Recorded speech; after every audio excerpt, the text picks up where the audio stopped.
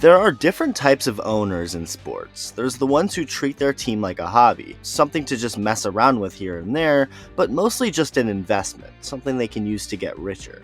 They don't actually really care if the team does that well, and they just leave all of that up to their employees to deal with, leaving them with limited resources to do so. There are then the owners who don't treat it like a hobby, the ones who genuinely care not just about the team, but the people, the fans, the ones who go out of their way to try and win a championship. They're more hands-on, are pretty involved with what their employees are doing, and are not afraid to get out the checkbook and write a very big number. John Fisher of the Oakland A's, for example, is an owner who the fans do not like, deservingly so. The franchise is notorious for not giving their star players money once they start getting close to the free agent market, often, really most of the time, trading them.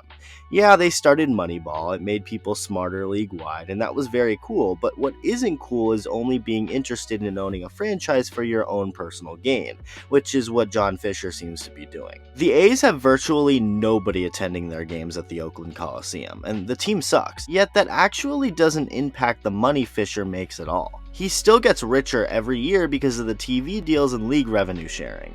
So while the fans, the people, the most important part of baseball and sports as a whole, suffer, Fisher continues to fill his pockets. It's incredibly frustrating, so it should come as a surprise to absolutely nobody when fans promote the idea of Fisher selling the team. The situation in Oakland is not a great one, but is a great example of the kind of owner not to be. A kind of owner who does the fans wrong. And then you have the total opposite over in Queens, New York. Before I get any further, make sure to hit that subscribe button if you haven't already. Over 75% of my watch time has been from people who aren't subscribed, so hit that button along with the bell for post notifications. Okay, back to the video. In late 2020, hedge fund manager and multi-billionaire Steve Cohen came to an agreement to own the majority of the New York Mets. Cohen previously had owned an 8% stake in the team, something that happened back in 2012, but 8 years later, Cohen was officially the majority owner of the franchise. The thought of a new owner alone was enough to make Mets fans happy, considering how hated the previous regime was in the Wilpons. So off Cohen's tenure as Mets owner began, and it all started with a press conference. In that press conference, Cohen said all of the right things. He said he's going to be an owner that builds a team that has continued success, wants to win now while also building for the long term, said that if the team doesn't win the World Series in the next 3 to 5 years, it will be disappointing, and when asked if he saw the team as a job or a hobby, this is what Cohen said in response. Quote, "Essentially, I'm doing it for the fans. I can make millions of people happy, and what an unbelievable opportunity that is. I'm not trying to make money here. It's really about building something great, building something for the fans. Winning." Going on to add that the fans are the customer. He needs to listen, he wants to listen, he's not in this for a short-term fix, and is in this to build a sustainable franchise.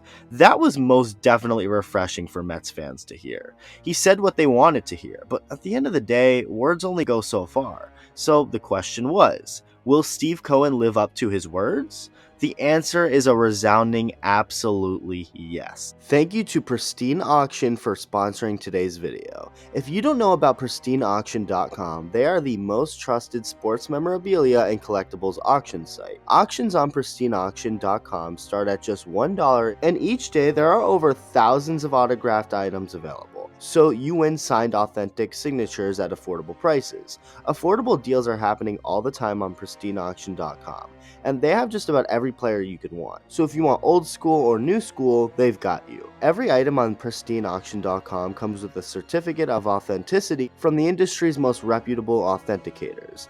Upgrade your collection of signed memorabilia today and get $10 off your first item one when you use code iTalk. I have received a signed Fernando Tatis Jr. jersey. To be eligible to win, all you have to do is sign up on their website using my registration code iTalk to be entered. Links are in the comments and description. Once again, in order to win that Fernando Tatis Jr. signed jersey, all you have to do is sign up on their website using my registration code iTalk to be entered. Links are in the comments and description down below. Now, back to the video. He immediately traded for Francisco Lindor and gave him $341 million.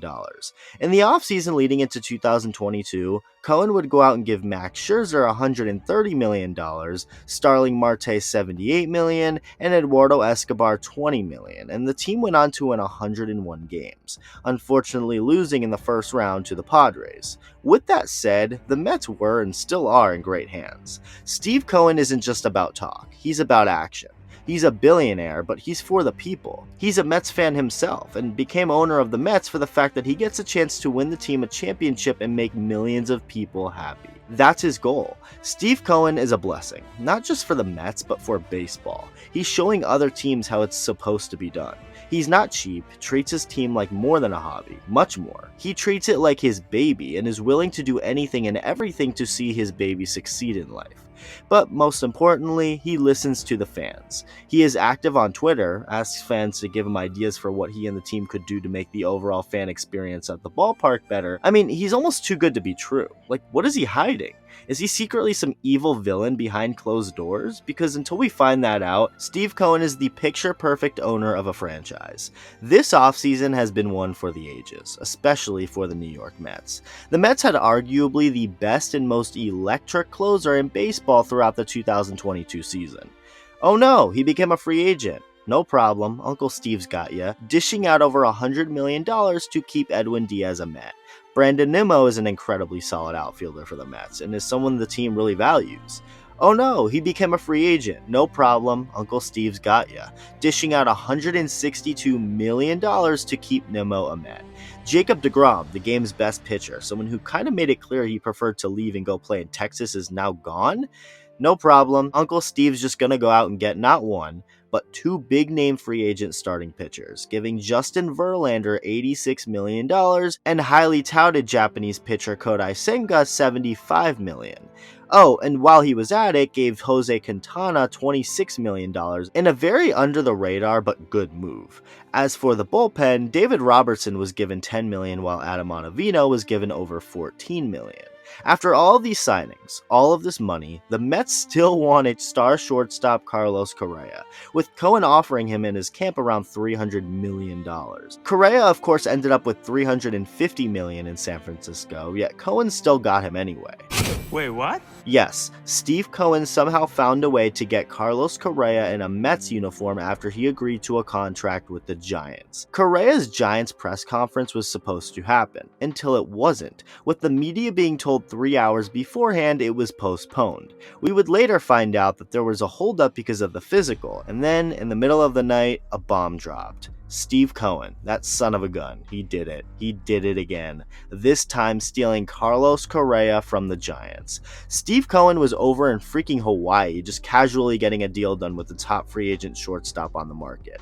Maybe even the best shortstop in baseball. Oh yeah, but the Mets already have a shortstop in Francisco Lindor. No big deal. Correa is 100% open to moving over to third base to let his fellow Puerto Rican play short in Queens. And I have no doubt in my mind that Correa will thrive at third base defensively. So that's another $315 million dished out to a player. Unbelievable. According to MLB insider Jeff Passan, the New York Mets' current payroll is now estimated to be around $384 million. The luxury tax payments alone will exceed $111 million, and their total payroll projects to be $495 million. The previous max payroll in baseball was less than $350 million. The Mets are at almost $500 million.